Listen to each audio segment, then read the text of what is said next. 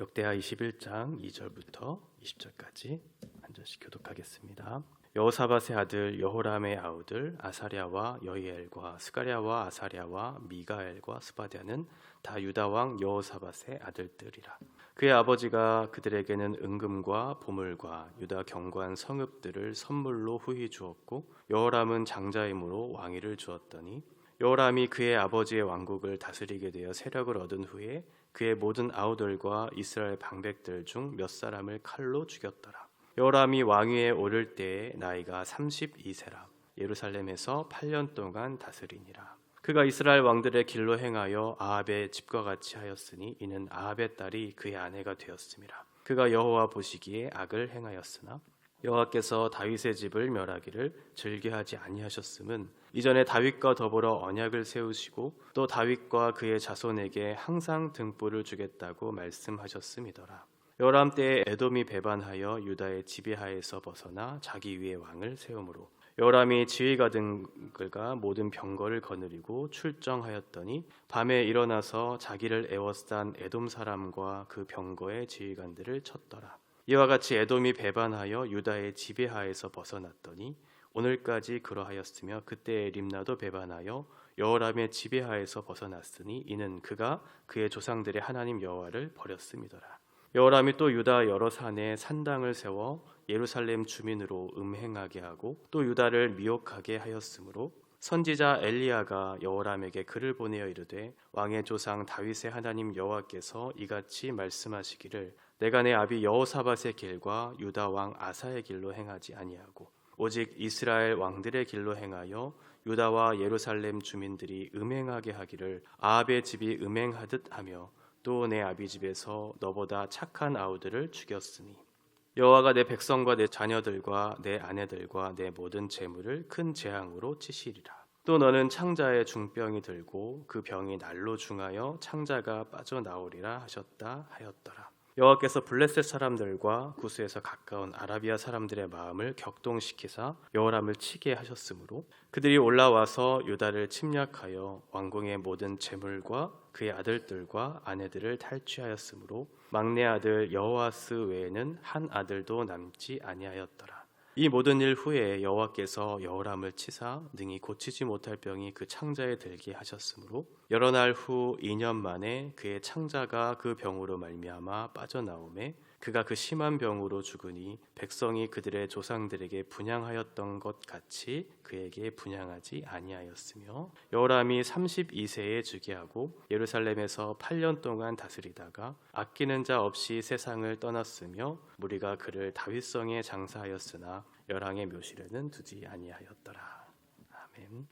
여호사밧의 죽음 이후에 장자인 여호람이 왕위에 오르게 됩니다. 그리고 그 형제들에게는 재산들, 보물들, 성읍들을 이제 나누어 주게 되는데 여호람이 지금 왕위에 오르고 나서 했던 첫 번째 일이 무엇이냐면 그의 형제들, 6명의 형제들을 죽이는 일, 그리고 그 중에 몇 방백들을 죽이는 일들이었습니다. 자신의 왕권을 강화하기 위한 그 숙청의 그 일을 했던 것이죠. 그래서 8년간 유다를 통치했던 여호람에 대한 하나님의 평가가 그렇게 좋지가 않습니다. 그가 아사나 여호사밧 그 선왕의 길을 쫓지 않고 아합의 길을 쫓았다라고 하면서 유다 백성들을 향한 음행의 그 방법들을 행하게 하는 악한 일을 했기 때문이다. 이렇게 말씀하고 있습니다. 이렇게 여호람이 했던 그런 행적들을 보면 너무나 명백한 죄를 지었음에도 불구하고 하나님께서는 여호람에 대한 여호람을 치시는 것에 대해서 굉장히 불편한 마음을 드러내시기를 이 본문에서 설명하고 있죠. 그를 치기를 기뻐하지 아니하셨다 이렇게 설명하고 있습니다.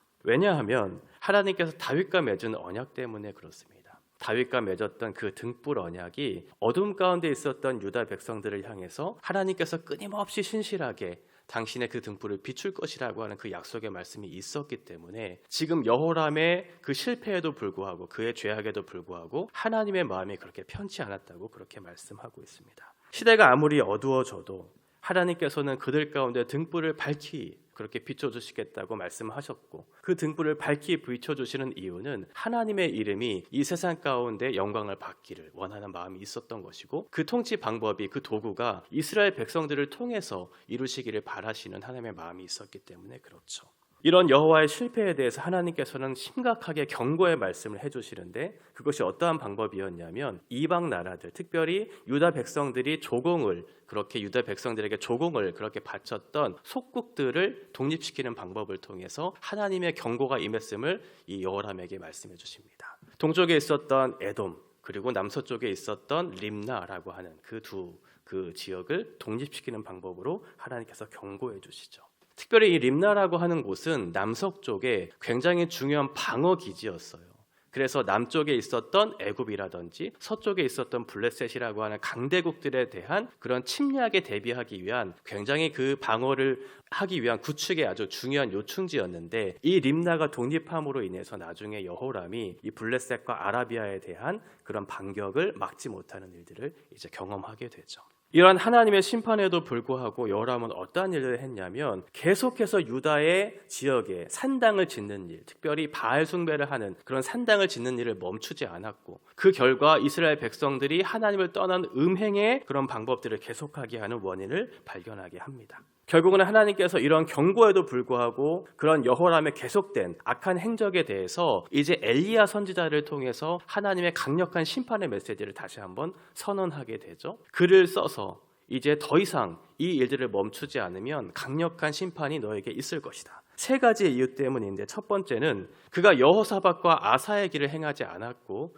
그는 아합의 길을 따라 행했기 때문이다 라고 하는 첫 번째 이유. 두 번째는 백성으로 하여금 그들이 음행하게 하는 우상 숭배의 일을 행했기 때문이고, 마지막 세 번째는 그가 그보다 착한 선한 동생들을 죽였기 때문이다 라고 하면서 그 결과에 대해서 하나님께서 유다 백성과 여호람의 집과 여호람의 재물을 치실 것이다. 뿐만 아니라 여호람을 육체적인 질병, 특별히 창자가 끄집어내는 그런 2년간의 고통스러운 일들이 겪게 될 것이고 결국 너는 죽게 될 것이다 라고 하는 그 약속에 대한 결과가 이제 나타나게 됩니다. 이렇게 예고한 대로 하나님께서 블레셋과 아라비아를 통해서 여호람과 여호람에게 속한 재산과 재물들, 이 모든 것들을 치게 하고, 그리고 여호람은 2년간 병으로 고생하다가 비참한 죽음을 맞이하게 됩니다.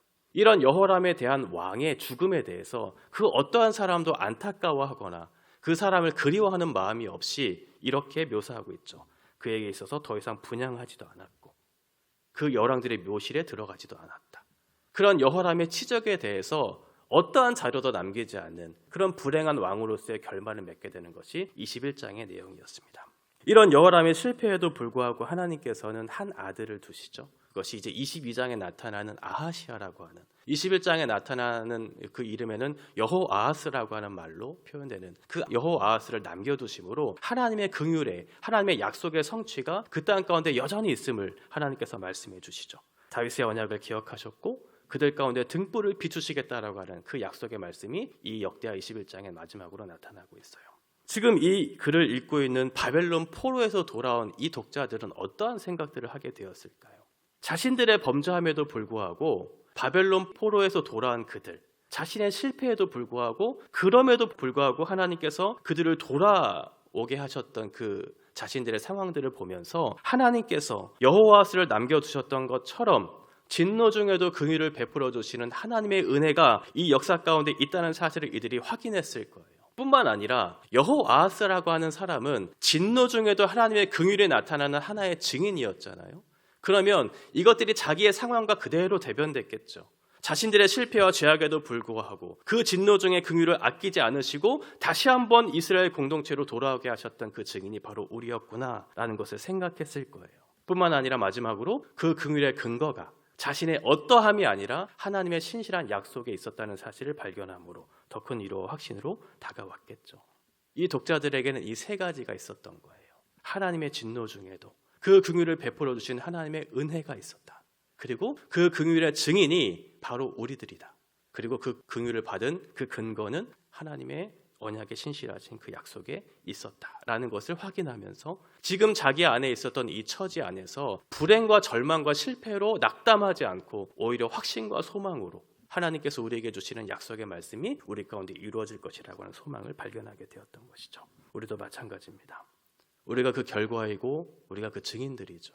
우리의 실패에도 불구하고 우리의 죄악에도 불구하고 하나님께서는 여전히 여호아하스라고 하는 남은 자들을 통해서 또 이스라엘 공동체를 통해서 우리들을 통해서 하나님께서 약속해주고 계시고 이제는 다시 한번 그 긍휼을 꺾지 않으시는 불씨를 남겨두셨다는 거예요. 그때 하나님께서 우리에게 무엇을 요구하시는가? 너희는 아합의 길을 선택할 것인가?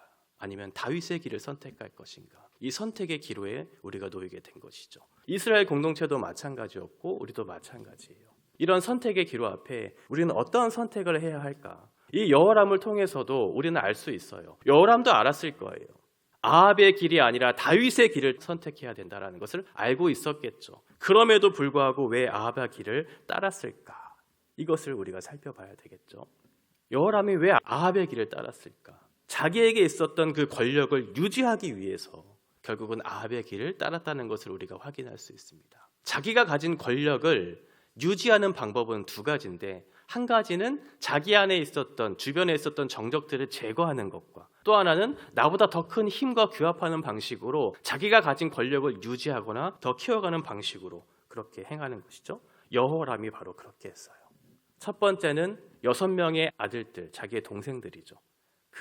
그리고 방백들을 제거하는 방식으로 자기의 힘을 유지하고 키워나가는 방식. 또 하나는 북이스라엘과 연합함으로 규합함으로 자기의 안전을 보장해 줄 것이라고 하는 그런 어떤 연합을 추구하면서 자기의 힘을 키워가는 방식으로 그렇게 그 왕의 위치를 확인했어요.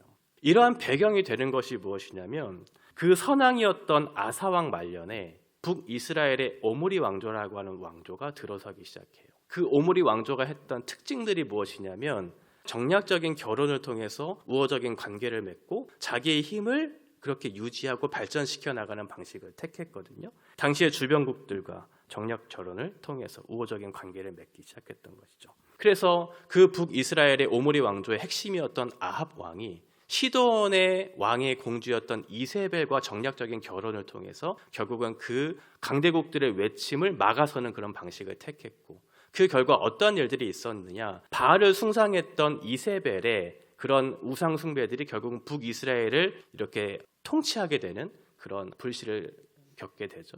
지금 남유다도 마찬가지로 여호람도 아합의 딸이었던 아달랴를 아내로 맞이하면서 결국은 남유다 전역에 바알 숭상을 하는 그런 불씨를 남겨두게 되잖아요. 그러한 방식으로 정략적인 결혼을 통해서 북이스라엘과 우호적인 관계를 맺는 이것 자체가 남유다의 불씨가 됐던 거죠. 이렇게 여호람이 했던 실패가 자기의 힘을 그대로 유지하기 위한 방식으로 누군가를 제거하고 누군가와 규합하는 방식으로 이렇게 자기의 왕권을 계속해서 유지하려고 하는 시도가 결국은 하나님 보시기에 악한 행실이었다라고 그렇게 평가하고 있었던 것입니다. 그래서 결국 하나님께서는 여호람이 생각하는 힘의 논리, 그것에 대응하는 방식으로 여호람을 치시죠. 힘의 논리로 그 왕권을 유지하거나 발전시켜가는 것이 아니다라는 하는 방식으로 그가 생각했던 방식을 대응하는 방식으로 힘의 논리로 여호람을 치시고 그의 육체적인 그런 질병을 통해서 인간의 무능력함을 그대로 확인시켜주는 방식으로 그가 했던 모든 행적들이 얼마나 어리석었는가를 확인시켜주는 방식으로 이 21장을 마무리하고 있습니다. 우리에게는 이런 어리석음은 없는지 돌아봐야 되겠죠. 우리가 소유한 것, 우리가 아끼는 것 이것을 지켜내기 위해서 우리가 힘을 갖기 위해 부단히 노력하는 방식을 택하는 때가 있어요. 세상은 힘의 논리로, 힘의 방식으로 무엇인가가 결정된다고 생각하기 때문에 그런 모든 부와 권력을 갖기를 멈추지 않죠. 지금 여호람이 했던 실패가 바로 그거예요. 우리의 인생을 책임져 줄 안전장치를 마련해주고 싶은, 그렇게 마련하고 싶은 우리들에게 오늘 본문은 내가 소유한 어떠한 때문이 아니라 우리를 끝까지 지키시고 우리를 보호하시고 우리를 인도하시는 하나님의 약속의 말씀에 이 모든 대답이 있다는 사실을 다시 한번 환기시켜 주면서 두 가지 선택을 제시하고 있어요. 하나는 힘의 원리를 쫓는 아합의 길을 쫓을 것인가, 아니면 하나님의 약속의 말씀을 쫓는 신뢰의 방식을 선택할 것인가. 이 선택의 요구가 우리 가운데 늘 있을 것이고 한 가지를 포기해야 되는 때가 우리에게 늘 요구될 것입니다. 말씀을 정리해 보면 여호람은 자신의 왕권에 위협이 될 만한 정적들을 모두 제거했어요. 자기의 입지를 구축하는 방식으로 이것들을 택했던 것이고 또 하나는 정략적인 혼인 관계를 통해 이스라엘과 우호 관계를 계속해서 유지했습니다. 그것이 일시적으로는 군사적으로나 정치적으로나 안정을 가져다 줄지는 모르겠지만 장기적으로 봤을 때 결국은 그 모든 것들이 신앙의 걸림돌이 되었고 결국은 이스라엘을 무너뜨리는 방식으로 심각한 문제를 발생하게 했어요. 이 글을 읽고 있는 바벨론 포로에서 돌아온 독자들에게는 이러한 여호람의 실패가 자신들의 실패처럼 여겨졌을 것입니다. 우리가 왜 실패했는가를 확인하게 됐겠죠. 그럼에도 불구하고 여호와스라고 하는, 하나님께서 여호와스라고 하는 긍휼을 베푸시는, 또한 자신의 약속을 성취하시는 방식으로 자기를 확인시켜주는 방식으로 우리를 구원해 주셨다는 것을 다시 한번 확인시키시는 그런 은혜의 방편도 이 말씀을 통해서 확인할 수 있었을 것입니다. 우리들도 마찬가지로 우리의 실패에도 불구하고 하나님의 약속이 우리 가운데 있고, 그 약속의 증인들이 바로 우리들이고, 그 약속의 신실하신 하나님의 방법이 이곳까지 우리를 지켜주셨다는 것을 생각해 본다면, 이 글을 읽고 있는 우리가 그 신실한 증인이 되어야 할 것은 너무나 명백하고, 우리에게 꺼지지 않는 그 불씨를 다시 한번 살려낼 그런 확인하는 방식으로 우리를 부르셨다는 것을 생각해 본다면, 우리가 어떠한 방식으로 삶을 살아내야 될지는 너무나 명확하게 우리에게 주어졌습니다. 다윗의 길을 행할 것인가, 아니면 세상의 권력과 부를 소유하는 방식으로, 힘의 논리로 누군가를 꺾는 방식으로 나를 확인하고 자기의 삶을 경영할 것인가, 이 선택의 기로 앞에 우리는 늘 놓여 있고, 하나님께서 우리에게 약속하시는 방식으로 그렇게 신뢰할 때 보다 더 확실한 그 소망과 위로가 우리 가운데 있다는 것을 오늘 본문은 말씀해주고 있습니다. 이 글을 읽고 있는 우리들이 이 불씨를 꺼트리지 않고 하나님께서 주시는 그 증인된 삶을 살아내는 복된 인생들 되셔서, 하나님께서 이 세상의 역사의 주관자 되시며 우리의 인생의 주관자 되어주신다는 사실을 확인하고 세상 속에 알리는 그런 복된 인생들 살아가는 저 여러분 되시기를 바랍니다.